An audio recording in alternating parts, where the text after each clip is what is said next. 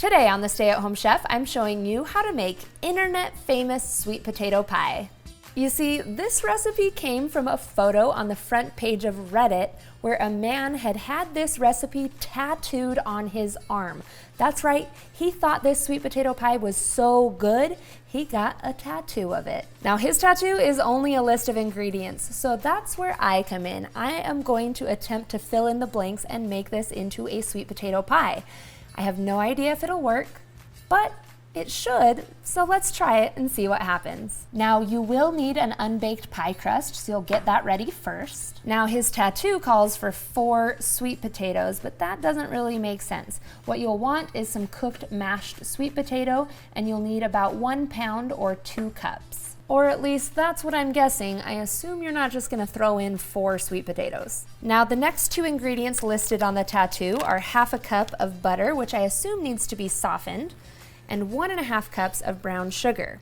Now my best guess is that you'd want to cream this together using a hand mixer first. It makes sense to me that you'd cream the butter with the sugar first, otherwise it would be hard to incorporate the butter in with the mashed sweet potato and you'd probably end up with little flakes of butter. After about 90 seconds to 2 minutes of mixing, it should be nice and creamy, and then we're ready to add in our 2 cups of mashed sweet potato.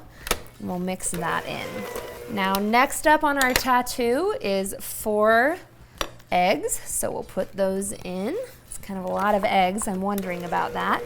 We'll mix those in with our mixture here.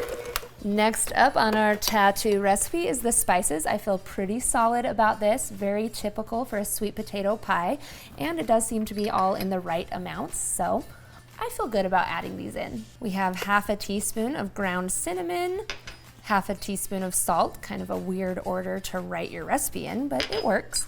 Let's see, half a teaspoon of ground nutmeg and a 1/4 teaspoon of ground cloves. And I'm gonna mix this in before I add in anything else so it doesn't clump up. You wouldn't wanna add in your spices with a straight liquid like the eggs or the evaporated milk, which is next. Otherwise, it could clump up and it wouldn't be as easy to mix it in. So I feel like that makes sense. So last, it calls for 1 2/3 cup of evaporated milk, which is the standard amount in a standard size evaporated milk can. So I assume that's right, and we will just mix this in and see what happens. All right, I mean, it looks okay. So I guess we'll just pour this into our prepared pie shell. Should work, right? So it looks like there's a little too much filling for a standard pie plate. Maybe this was for deep dish, but there's really not that much extra. So I'm gonna call it good. Just don't overfill your pie. Now when I bake this kind of pie, I like to start it out in a 425-degree oven to blast it with heat for about 15 minutes.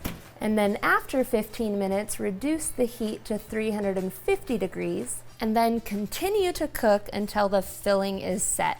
My guess is that this is gonna take somewhere around 40 minutes. All right, it's time to take a look at our finished pie. I mean, it looks good. The filling seems to be set.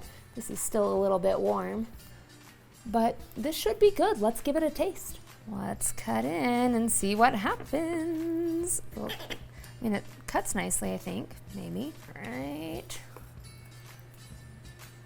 Hey, not bad. I mean, it looks good, so I guess I'll just give it a try. I mean, this is definitely my first time eating a tattoo recipe. Possibly could have baked a little bit longer, but the flavor is actually really good. Who knew? It's tattoo sweet potato pie.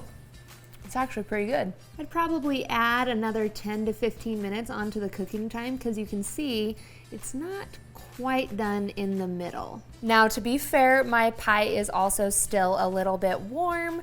That may impact the texture that you're seeing here, but I'd still recommend adding on another 10 minutes to the baking time. But overall, this is a pretty good recipe, especially since it came from a tattoo on Reddit. I mean, who gets their recipes from Reddit?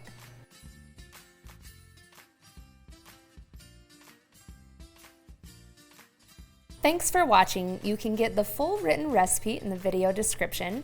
Be sure to subscribe, like, and follow, and check out the rest of my videos for more non-tattoo restaurant quality recipes you can easily make at home.